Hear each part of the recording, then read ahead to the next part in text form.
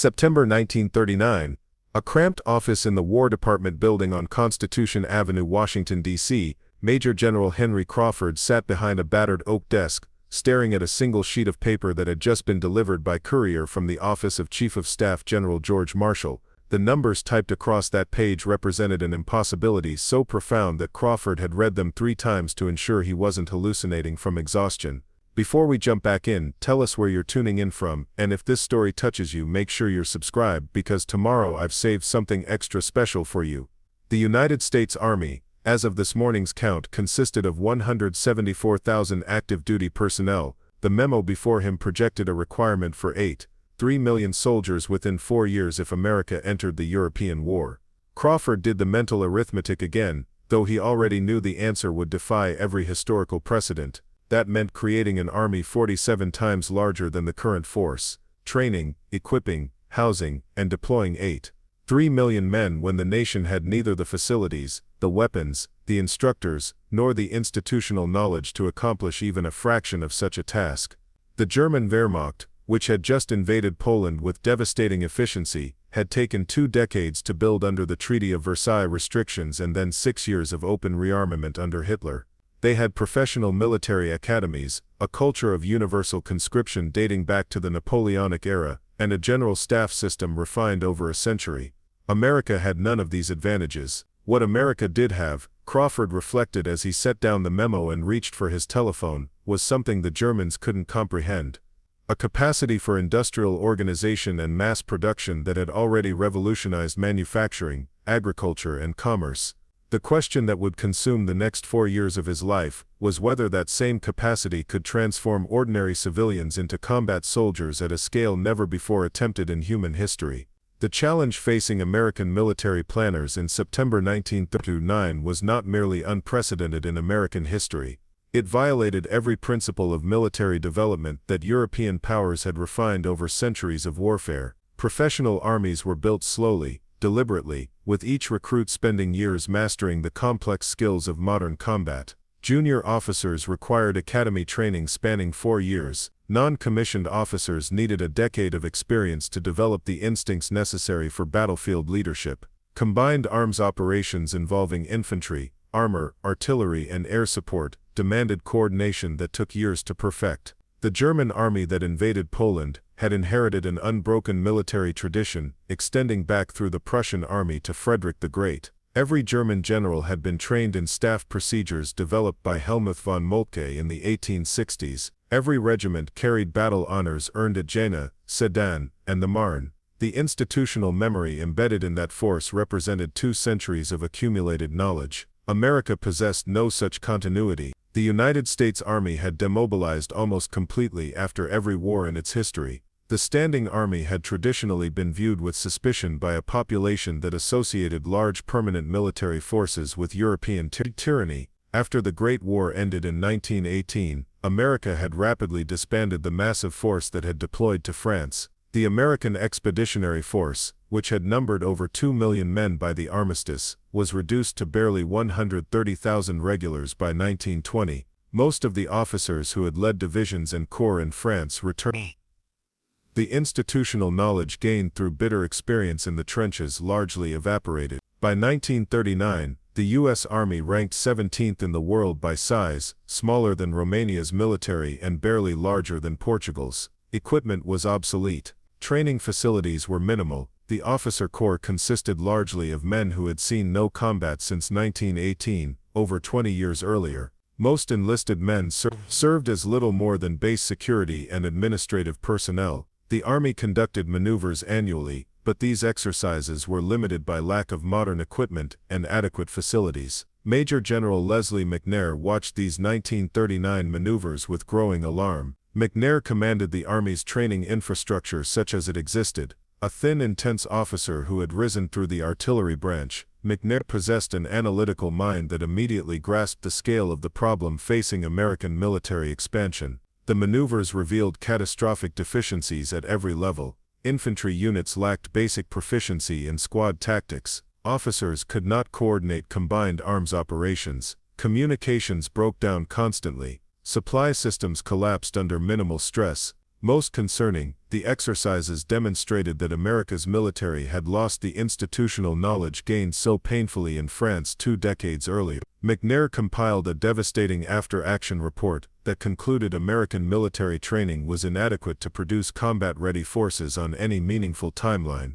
His report landed on General Marshall's desk in October 1930, just as President Roosevelt began quietly preparing the nation for potential involvement in the European War. Marshall read McNair's assessment and immediately recognized that conventional approaches to military training would fail catastrophically if America needed to mobilize rapidly. Building a multi-million-man army using traditional methods would require a decade or more. Events in Europe were moving far faster than that. Poland had fallen in weeks. France would follow within months, though few American planners yet imagined such a swift collapse. Marshall understood that America needed to revolutionize military training as completely as Henry Ford had revolutionized automobile production. The question was whether such a transformation was even possible. Could the principles of mass production and industrial efficiency be applied to creating combat soldiers? Could you train men to fight and potentially die, using assembly line methods?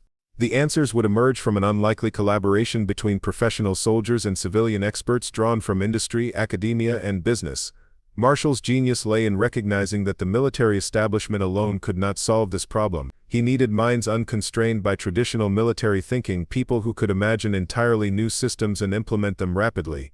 One of the first civilians Marshall recruited was Colonel Robert Palmer, a reserve officer and professor of history at Yale. Palmer had studied military organizations extensively and understood how armies developed over time. More importantly, he understood how organizations resisted change and how to overcome that resistance. Palmer spent weeks studying industrial training programs at General Motors, Ford, and other major manufacturers. He visited vocational schools and trade training facilities.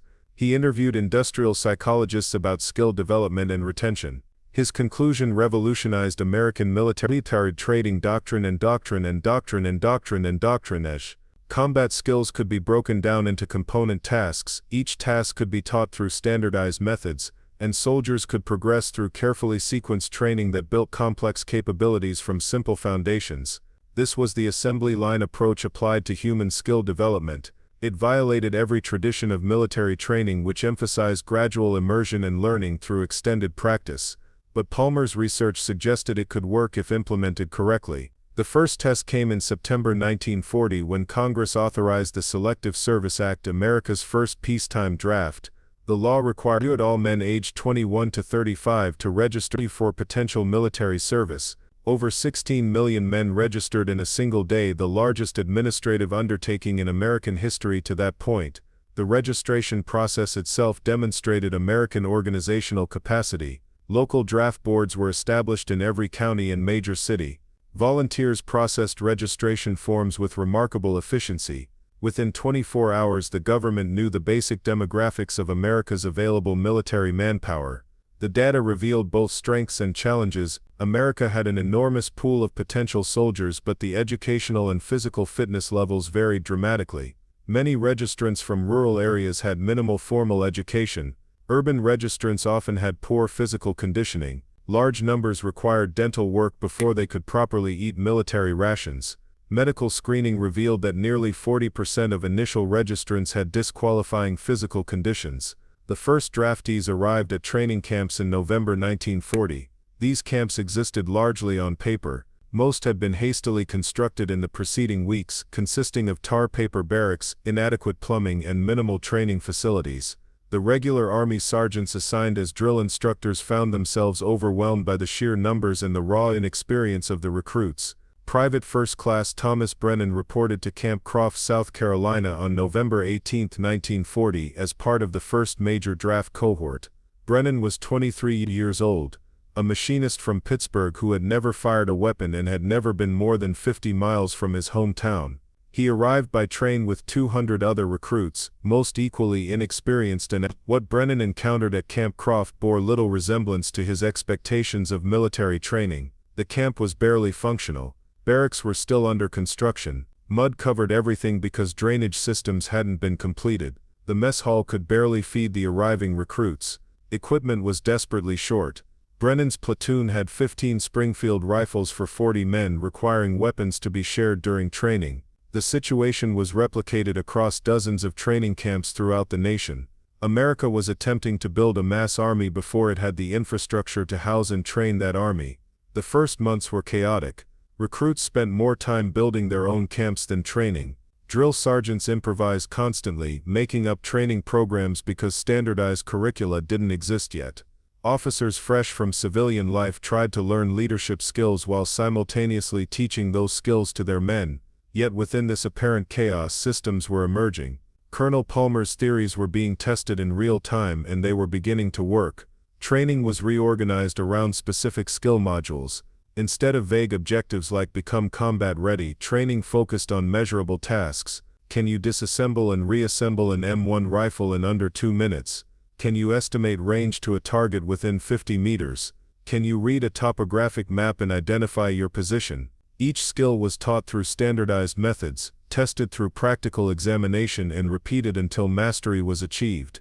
The transformation accelerated dramatically after Pearl Harbor. The December 7, 1941 attack eliminated all political constraints on military mobilization. Within weeks, training camp construction expanded exponentially. By mid-1942, the Army operated over 150 major training facilities across the United States, from Fort Benning in Georgia to Camp Roberts in California. These camps became self-contained cities, each housing between 20 and 50,000 soldiers at various stages of training. The scale of construction exceeded anything attempted before in peacetime. Preparing and narrating this story took us a lot of time, so if you are enjoying it, subscribe to our channel. It means a lot to us. Now back to the story. Entire forests were cleared to build barracks, railroad spurs were extended hundreds of miles to supply remote camps, power plants, water systems, and sewage treatment facilities were constructed in weeks. The camps represented an engineering achievement comparable to building the Panama Canal, except executed simultaneously at over 100 locations. Within these camps, the training system evolved with remarkable speed. McNair, now commanding Army Ground Forces with responsibility for all training, implemented a standardized 17-week basic training program that would transform civilians into soldiers. The program was ruthlessly efficient, built on Palmer's research into task-based learning. Week 1 focused on military discipline, physical conditioning, and basic weapons familiarization. Recruits learned to march in formation, follow orders instantly, and maintain their equipment. Physical training emphasized functional fitness rather than athletics. Recruits ran obstacle courses, performed calisthenics, and completed forced marches with increasing distances and loads. By week's end, soft civilians began showing the first signs of military bearing. Weeks 2 through 4 concentrated on rifle marksmanship. The M1 Garand had just entered full production, and the Army finally had adequate weapons for training. Recruits spent hours on firing ranges, learning sight picture, breathing control, and trigger squeeze. Unlike traditional marksmanship training that could take months, the new program used standardized firing positions and simplified instructions that produced adequate proficiency in weeks rather than months. The goal wasn't to create expert marksmen, but to ensure every soldier could hit man-sized targets at combat ranges. Weeks 5 through 8 covered infantry tactics. Recruits learned squad formations, fire and movement, use of cover and concealment, and coordination with supporting weapons. Training used live ammunition whenever possible, with bullets cracking overhead to simulate combat stress. McNair insisted on realistic training despite the inevitable accidents and casualties. He believed that men who trained under realistic conditions would survive better in actual combat. Weeks 9 through 12 introduced combined arms operations. Infantry recruits trained alongside artillery batteries, learning to call for fire support. They coordinated with tank units, understanding how armor and infantry worked together. They practiced with combat engineers, learning how to breach obstacles and construct field fortifications. This integration was revolutionary. Previous military training had kept branches separate until the unit level. The new system exposed every soldier to combined arms from the beginning, building understanding of how different elements function together. The final 5 weeks focused on unit cohesion and advanced tactics. By this point, recruits had been organized into the units they would deploy with. Squads trained together constantly, developing the trust and coordination essential for combat effectiveness. Platoons executed increasingly complex missions. Companies conducted full-scale exercises that simulated combat operations from planning through execution. Throughout this 17-week process, training was continuous and intensive. Recruits worked 6 days per week, often 12 hours per day. Physical conditioning never stopped. Even during weapons training or classroom instruction, physical standards were maintained. Recruits who couldn't meet standards were recycled into follow-on training cycles until they achieved proficiency or were discharged as unsuitable. The system produced soldiers at a rate incomprehensible to traditional military establishments. By 1942, American training camps were graduating over 100,000 new soldiers monthly. By 1943, production exceeded 200,000 per month. These weren't garrison troops but combat-trained infantry, tankers, artillerymen, and support personnel ready for immediate deployment. Quality control was maintained through rigorous testing. Every soldier had to pass standardized proficiency tests before advancing. Rifle qualification required specific scores. Physical fitness required completing timed runs and obstacle courses within standards. Tactical knowledge was tested through practical exercises, not written exams. Soldiers who failed any component repeated that training until they passed. The system was unforgiving but effective. Staff Sergeant Michael Kozlowski experienced this system from the instructor's perspective. Kozlowski had enlisted in 1938 as a regular Army soldier and had completed his service obligation by 1941. He was recalled to active duty after Pearl Harbor and assigned as a drill instructor at Fort Dix, New Jersey. Kozlowski's job was to transform 48 civilians into infantry soldiers in 17 weeks, a task he initially considered impossible.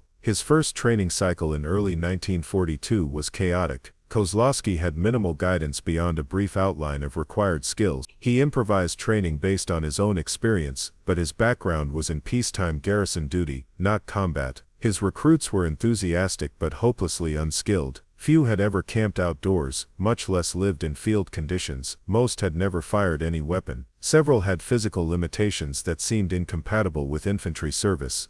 Kozlowski drove them relentlessly, more from frustration than any training philosophy. By week 8 he had 3 recruits in the hospital from injuries, 2 facing disciplinary action for insubordination and 1 who had gone absent without leave.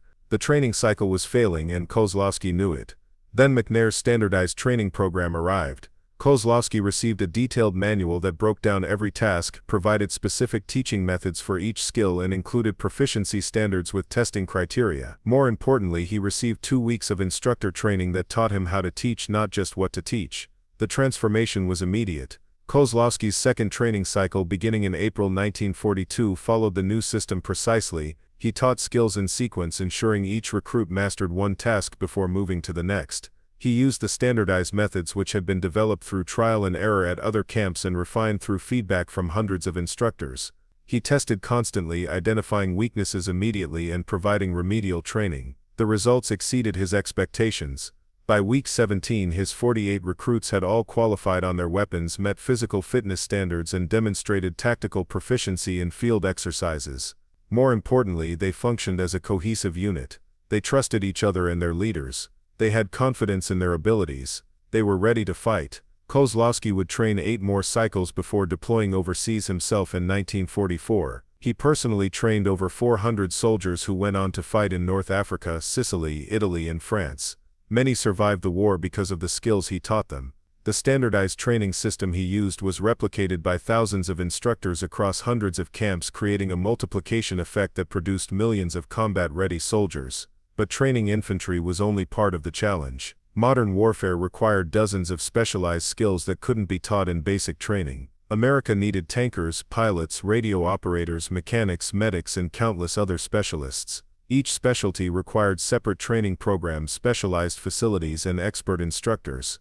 The Army Air Forces faced particularly acute challenges. Flying combat aircraft required skills far more complex than infantry operations. Pre-war pilot training took 2 years from initial selection through combat readiness. America needed to train tens of thousands of pilots, navigators, bombardiers, and aircrew in a fraction of that time. The solution again involved industrial-style reorganization. Flight training was broken into distinct phases, each taught at specialized facilities. Primary training taught basic flying skills in simple aircraft like the PT-19 Stearman. Cadets who washed out at this stage could be retrained for other duties with minimal resource waste. Basic training introduced more complex aircraft and fundamental combat maneuvers. Advanced training specialized cadets into fighter pilots, bomber pilots, or transport pilots based on aptitude and need. The system was complemented by massive expansion of training facilities. The Air Forces constructed hundreds of airfields across the southern United States where year-round flying weather maximized training efficiency. Small towns in Texas, Arizona, and California found themselves hosting air bases that tripled local populations overnight.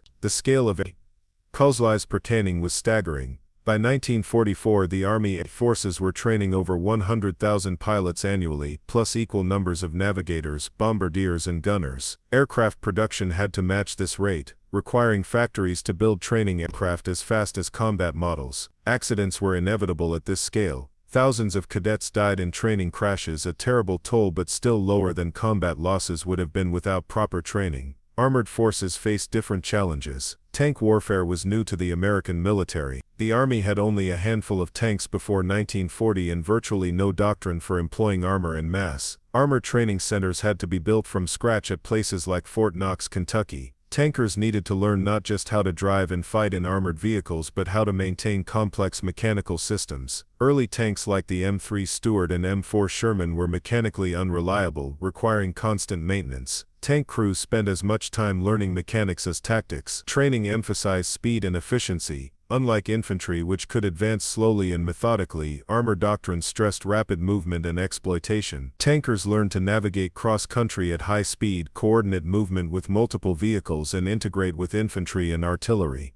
The training was dangerous, with frequent accidents from vehicle rollovers and collisions. Technical specialists required even more intensive training. Radio operators needed to master Morse code, voice procedure, and equipment maintenance. The Army established signal schools that taught these skills using accelerated methods borrowed from commercial radio training programs. Combat medics needed medical knowledge sufficient to treat battlefield casualties. Medical training programs compressed several years of nursing education into 16 weeks of intensive instruction focused on trauma care. Artillery required mathematical precision combined with physical stamina. Artillery schools taught gunnery calculations, survey techniques, and ammunition handling.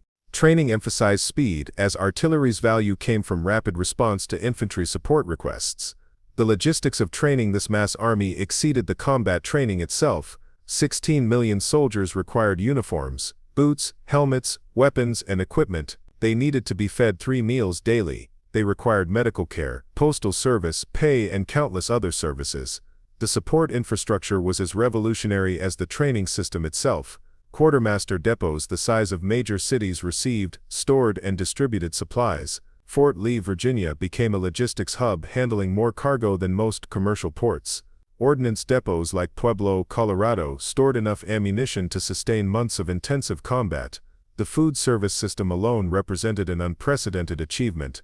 Army cooks prepared over 45 million meals daily at the height of mobilization. Menus were standardized and nutritionally balanced, providing adequate calories and nutrients for men engaged in intensive physical training. The scale required industrial food processing. Companies like Spam and Hormel expanded exponentially to meet military contracts. Dehydrated foods and canned goods became staples. The system worked because it was designed like a factory production line, with clear standards and efficient processes. Medical care was organized with similar efficiency.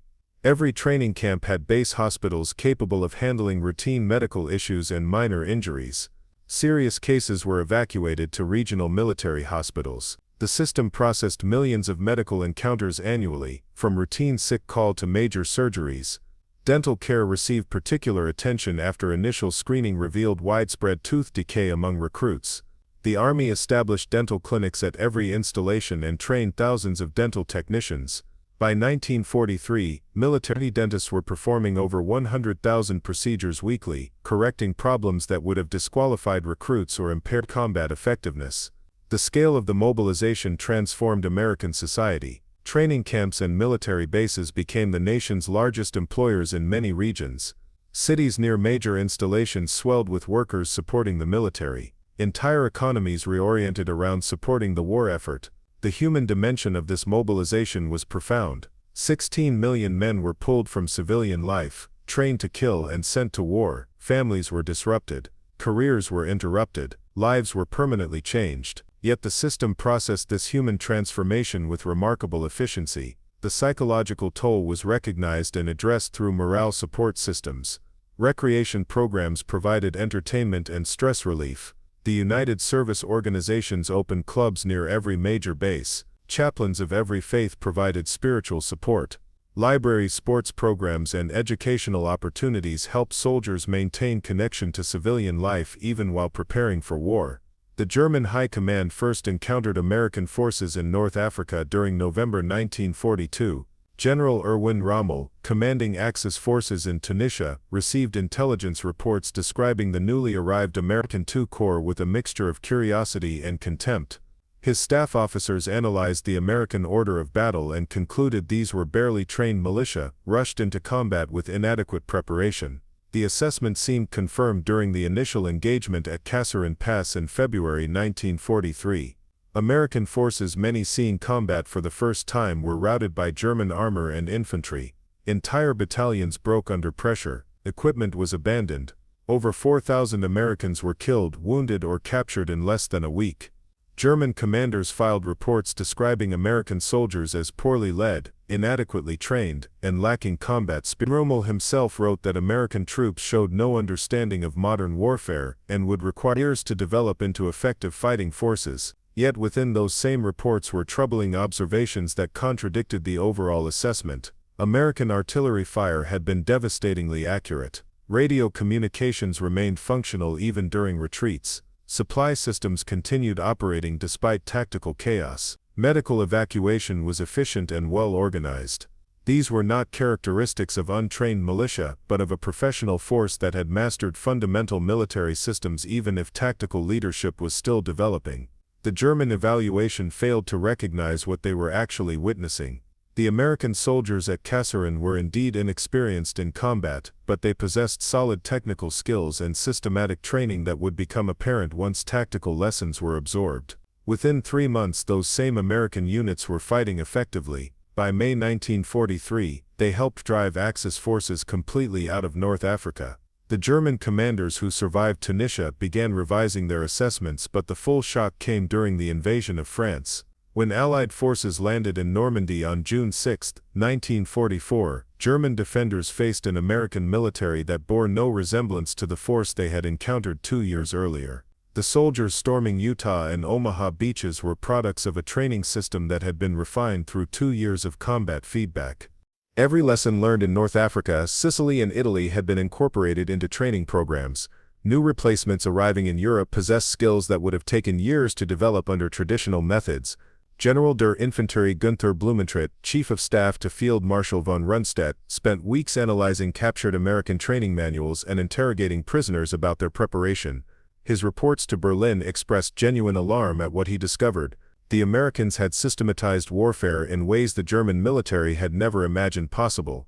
Every task from squad tactics to course-level logistics followed standardized procedures that could be taught rapidly and executed consistently. Junior officers demonstrated tactical competence that German doctrine assumed required years of professional development. Non-commissioned officers showed leadership skills the Wehrmacht associated only with career soldiers who had served for decades. Most disturbing to German analysts was the replacement system. When American units suffered casualties, replacements arrived within days, already trained in the specific skills their units required. A tank crew that lost its gunner received a replacement who had completed gunnery school and knew the exact procedures that unit used. An infantry company that lost sergeants received non-commissioned officers who had attended leadership courses teaching the same tactics that company employed.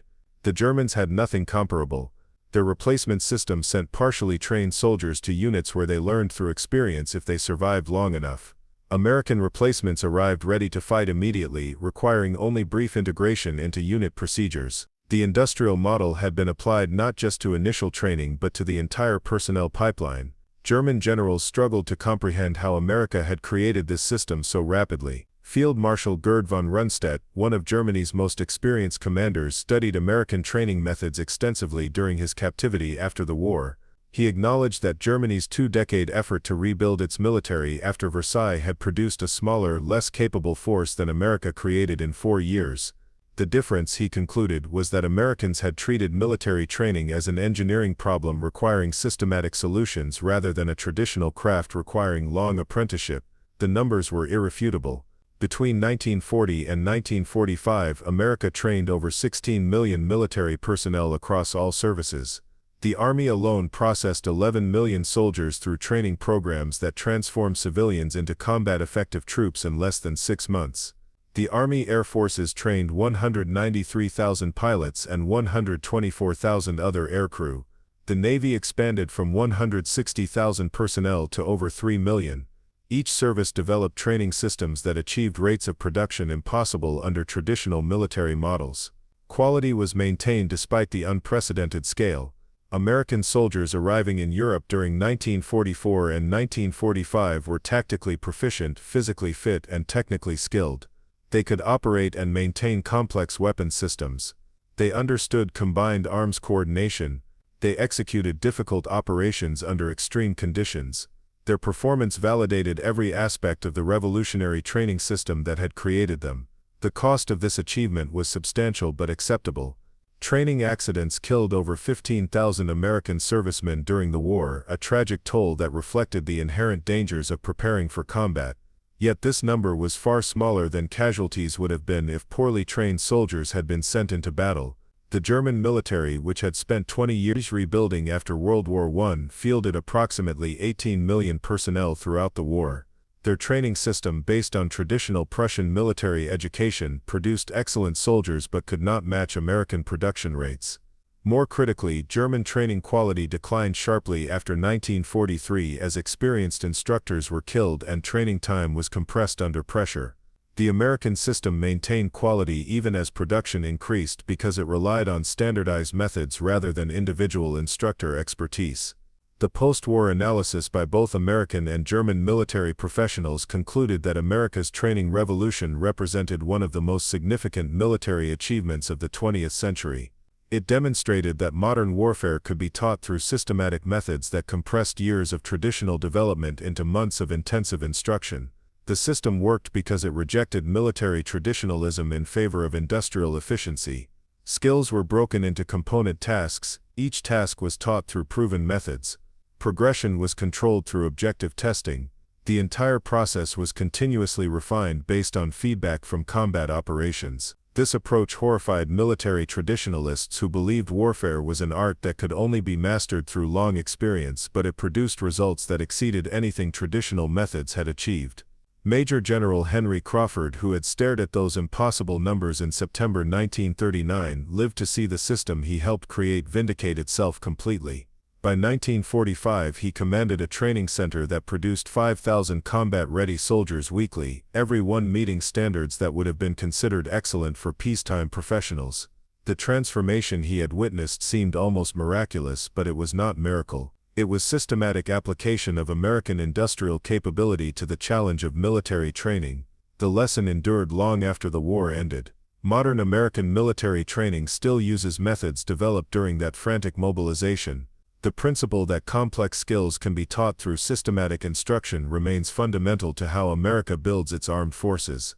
The Germans couldn't believe America trained 16 million soldiers in 4 years because it violated everything they understood about military development. They were right that it was unprecedented, but they failed to recognize that American methods had made traditional assumptions obsolete. Up next, you've got 2 more standout stories right on your screen. If this one hit the mark, you won't want to pass these up. Just click and check them out.